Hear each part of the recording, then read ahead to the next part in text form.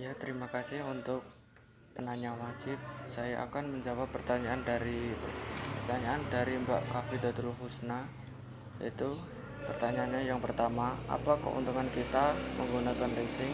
Dan yang kedua, apa sebab-sebab perjanjian leasing syariah bisa rusak atau putus? Terus bagaimana caranya supaya perjanjian tersebut tidak rusak atau putus? Saya akan menjawab dari pertanyaan yang pertama, yaitu keuntungan menggunakan leasing. Yang diantaranya yang pertama, unsurnya fleksibel, ongkos yang relatif murah. Yang ketiga, kriteria bagi leasing yang sangat longgar. Kemudian saya menjawab pertanyaan dari nomor 2, apa sebab perjanjian leasing syariah bisa rusak atau putus? Yang diantaranya putusnya kontrak leasing karena konsensus.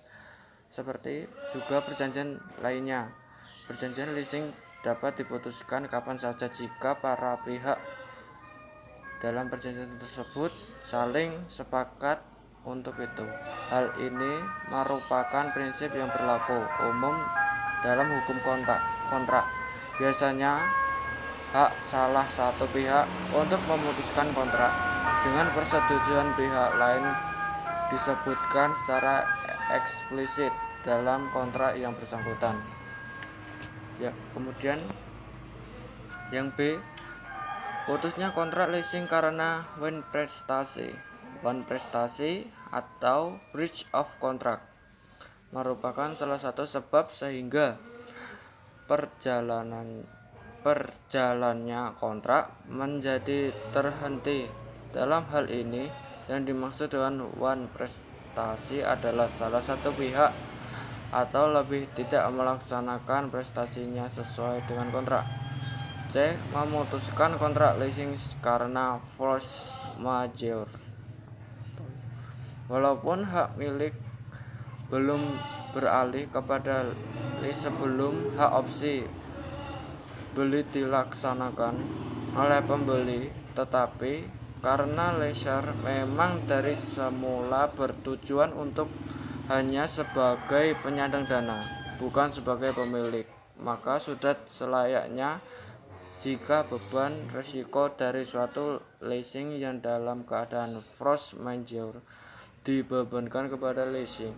Dalam kontrak-kontrak leasing memang jelas kelihatan bahwa leaser tidak ingin mengambil risiko jika pengaturan risiko pada transaksi leasing lebih condong ke risiko yang ada pada transaksi jual beli ketimbang sewa menyewa.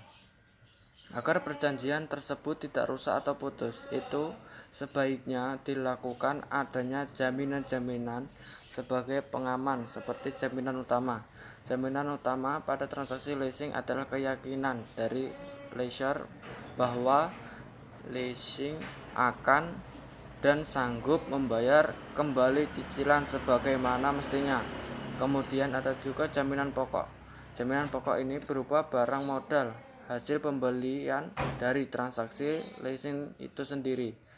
Dan ada juga jaminan tambahan. Jaminan tambahan untuk leasing pada prinsipnya tidak jauh berbeda dengan jaminan yang diberikan untuk suatu perjanjian yang lain.